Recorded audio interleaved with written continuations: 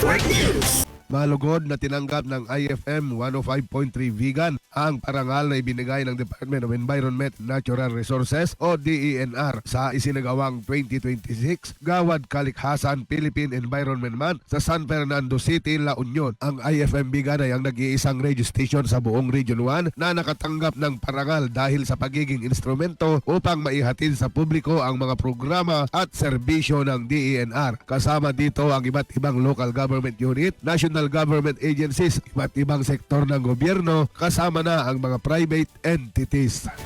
On behalf of DENR Region 1, thank you for your trust, thank you for your friendships, and your unwavering partnership.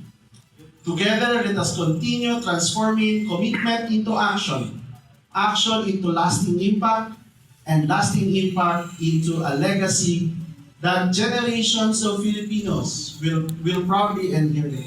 Naging pangunahing bisita naman sa 2026 Gawad Kalikhasan Award si La Union Governor Mario Ortega, MGB Region 1 Director Engineer Carlos Tayag at iba't ibang opisyal ng DENR. Kasama mo sa IFM Vegan, Idol Mike Layante, Tatak RMN. RMN Network News.